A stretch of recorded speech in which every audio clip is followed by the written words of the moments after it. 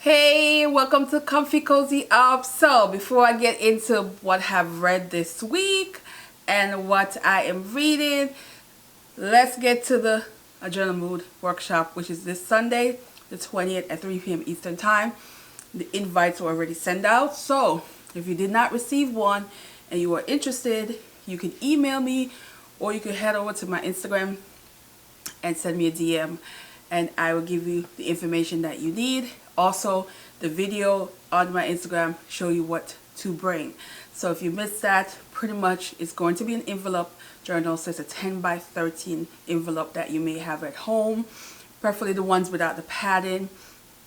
And that is the base. So what you bring to it, at least about, I would say 7 to 10 sheets of different kind of paper that you want to add. You want to add something special in terms of maybe a pamphlet or somewhere you've been to, concerts, movie tickets, these kind of things. Also, save your box, your cereal box, cookie box, that kind of stuff, because we're going to be using those things to create some beautiful journal. So if you've seen my journals, you know I tend to use actual junk that creates beautiful things. So again, go over, because I go in detail about all the things that you should bring. If you don't, like I said, if you don't have Instagram, just look at previous videos of stuff that I've made and that will give you an idea of what to bring. Simple, we're doing is it's going to be beginners friendly. So there's no sewing with a machine like I normally do. It's going to be needle and thread. So yeah, I'm excited, guys. I'm excited. So hopefully you guys will join me, and it'll be on Zoom and it's going to be fun and we're going to create. Now, this weekend I'm also going to start my first fall project. I already cut it out.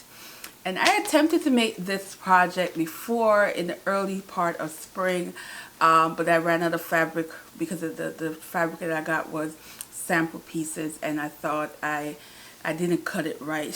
So I could have really, so I was missing a piece enough to cut one more piece. So I had to scrap that, and I'm still on the hunt for that same fabric to see if they will have more sample piece out. So far, nothing. So nevertheless, I got something else. So I'm going to be making this jumpsuit. I am going to be making view B, which is where the cuff is going to be tailored to give you that balloon effect that I like to do. I'm probably going to modify some things a little. Don't think I'm going to make a belt because I did not have enough material for the belt. So, which in this case, I wouldn't wear the belt anyway. I would have been wearing my own belt around the waist.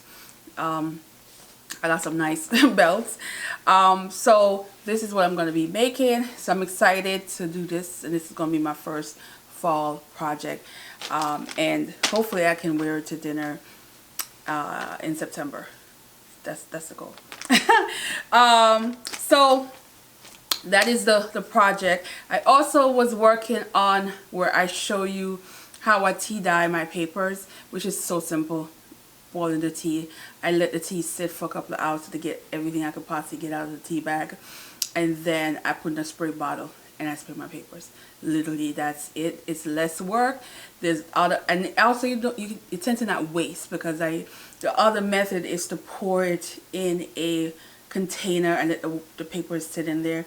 But I find for me, you waste more because you have to make more tea, versus 1 cup of tea can do a lot of paper. But I did run out of paper, so I'm probably going to end up buying some paper later on today, because I used up all the paper I have. Also had papers that I made. So if you guys are old school, you know I had some papers that I made that I still had some left over. And I did say I was going to do some more project of making my own papers again and use them. I think I'm going to create more papers and strictly use those for an actual journal. So that's another project that I'm going to be doing in the fall, and you get to see all of that. So also I use the t-shirt scraps that I had. So basically you could get an old t-shirt and just cut it, and you have enough, and you could use that as a ribbon to, you know, close your journal. So, and I tea dye that as well, which is the same. I just sit and tea dye overnight, take it out, and now it's drying. So that is the project. So now that we finished all the projects, which I'm going to be recording this weekend, let's talk about what I have read. Booker number 4 from the long list, and that is God's Old God's Timing, Sebastian Barry. This is an Irish author. Yes, Irish. Yes, Irish. And it's sad. This is like the second sad book on the list that like I felt super sad.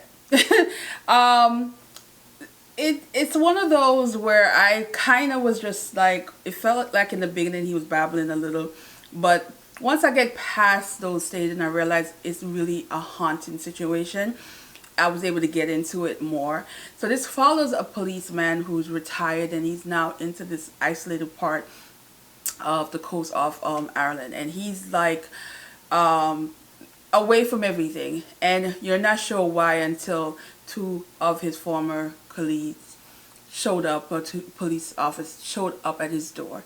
So they're opening up a cold case, and the cold case is connected to him. So at the story, you are learning detail about his life, his wife, his kids, some of the cases that he's been through. Then it becomes dark because it really reflects on childhood trauma, childhood essay, and also physical. So, and its association with the church. So it's a little dark because I think there are previous cases that are very well known of priests and things that happen. And so it's a dark tale of that. But then you kind of understood that what he did, and there's that justification that he's plagued with over and over in his mind in the story. And so there's that haunting, that things he's seeing of people who are no longer alive, that kind of deal. So there's a delusional aspect of it for him as well, which it was sad. That's the best way I could put it. Like, I don't even know how else to put it. It's one of those decision that is made that is oftentimes you wonder about a person who do a situation like this where the person who have lost their life deserved it, but then at the same time, who are you to be God kind of deal. So there's that thin line in the story that I understood, but it was just like over and over. So the author in this, I think the writing and wasn't the perfect compared to the other books so far. I don't think the writing was that strong because I feel like there's this transition sometime between the now and then was foggy for me, and I was just like, are we still in, we at that kind of deal. So I struggle a little bit with that. It's an okay book for me. I don't love it, but I don't hate it. It's just like in the middle. It's like a three-star kind of book for me. I don't, so far it's not my favorite of the 4 I've read. And also I don't think it's a memorable book. I really don't feel like this is memorable. This is something that you asked me about this a year from now. I would go on my notes to just versus some of the books I've read so far. I already can tell you about certain things about the book, and especially one that I've read months ago. I could still sit there and review the book if I had to right now, because that's how memorable that book was. But this one, I don't think so, and that's why I was like, it was okay for me. I get it. I get the creativity of it, and from my experience of reading the Booker for a couple of years now, it does have Booker elements of what they like, certain stories like this. It just it wasn't strong enough for me. And so let me know if you read this, what your thoughts, and if you enjoyed it or if you did not, comment. Now, I need to get some summer romance in. So I have been trying to sneak one in every so often because I've looked at my list of romances here, and it's not a lot. It's not a lot. So I, get back on that Kindle, and I read If Only for the Summer. This is Alexander Warren. Now, I think I've read one book by the author, and I cannot remember. That should tell you it has to be very long time ago. But I've been interested in this author because I've seen this author pop up all the time, especially since, you know, I like Alexander House. So, you know, when this one pop up, Warren, I'm like, okay, let me see. But then the title was so fitting because I needed to get a romance in the mix, and it's called If Only for the Summer. And it follows a young teacher. She is in a relationship with someone who is living in California. He is part of the video industry as a male, and he is living life as a single person, but yet still they're in this long distance relationship. And also he has been in, because of, I guess it's associated with the industry, how he treats her and expect her to look or represent his woman is also questionable. And you learn that throughout the story. There goes her best friend, who's married to a famous athlete, and he has wealth, so of course he has a place in Miami. So she invited Nova to come and stay with them in well, not to in their home, but they have a condo. And yeah, school is out, you're a teacher, you're not teaching in summer, let's, you know, come to Miami, have a little fun. So she took that offer and did that. What happened now is, in the midst of that, her husband's best friend did the same thing for his best friend, but his best friend happened to have a 3-year-old son and said, oh yeah, come. And they just coincidentally met at the airport because they were both on the same flight to come to Miami, and they had connected because the son bumped into her and really liked her. But she's a teacher, so she's used to working with children, so she has that chemistry with the kids and can wrap him in, and that's, the little boy really liked her on the flight. Lo and behold, when they got off, they realized, oh, there's a connection there. They know each other. They're both best friends. But the thing is, first thing I thought was, how would they not know each other? They're best friends of a couple. And then it was, you find out how, you know, they don't know each other, but they have crossed paths. They just never knew each other, that kind of deal. So I loved it. It was very sweet. It was very summery. It was that romance that was so beautiful, and it was done so right. And having that little 3-year-old boy in the mix just made the story even so much cuter, where you find that I was smiling all the time. I was like, you know, the smile never come off my face. It was just such a good, well done summer romance where it's not too over the top, it's not overly smut, it's just a nice element. And so if you're looking for like a cute, fun, sexy summer romance, get into it. It is not long, you get through it. And the ending was just perfect. It was just perfect. I love that. I love how she did that at the end. And I love how, you know, you get to really get to know the characters and how much they complement each other, and you want that in a romance. I was super, super happy for that. So I want to squeeze another romance in. It is actually a series that I did start, and I think it's part 3 or part 2. It's 3 in the book, but it's like a spin-off. She called it part 3. Yeah, I'll talk about it another time. So I have 2 more books in my possession. So I have this one what I talk about, which I have not got to, which is Western Lane. It's small, so this is definitely going to be like a quick weekend kind of read. So I think I might just dedicate the weekend read while I am doing the jumpsuit, and I can talk about, because this is not going to take me long to sit down. But then I'm excited for this one, guys. But it's a beast. It's a beast. This is the Beast thing, and this is, oh God, I think it's 270 pages. But it's a family saga, guys. If you know me, you know I like the family saga.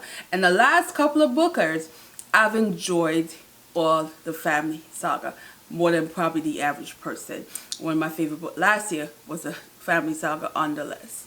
And so I was here for this. When I saw this, I was like, oh God, it's big. So I didn't even get to really look at the synopsis to see what it's about. And then when I opened it and I realized, oh, the Barnes family is in trouble. Ha! I was here for it. So I read literally about like 10 pages. Just because I wanted to get a feel for it, and I realized, oh, this is gonna be my cozy read because the mess.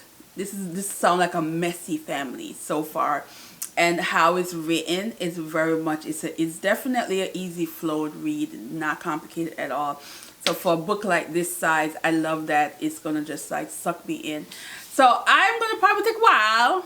It's a big one, and usually with big books, you know, it takes a while to read it. And then I'll probably read, I think with this, I'll probably squeeze in some romance in the mix. Because I really want to get to like at least 1 or 2 more romance before the summer ends.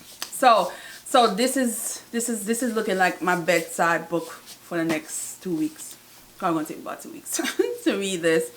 Or maybe not. We'll see. Because, you know, if a book is really good, I can power through it if it's really good. So we'll see how good this is.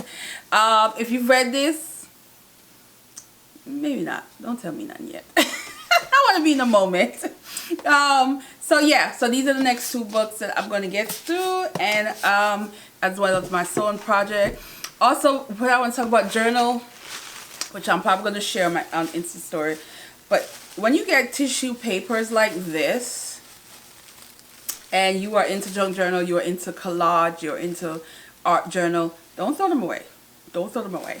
I got this in, I don't remember what I bought.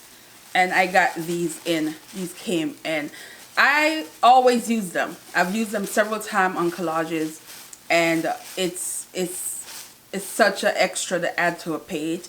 And you can also use them on junk journal. So these are, again, items to save. Whole point of junk journal, save things that you would normally put in the trash. And I know a lot of people throw these away, because what exactly are you going to use these for? So, but for me, art, journal, save these. Save these. Alright guys, so I'm going to end the video here and get some stuff done before I head out to work. So I'll see you guys in the next one, and don't forget, Sunday 3 p.m. and I am so excited for this workshop. So see you next one, guys. Bye.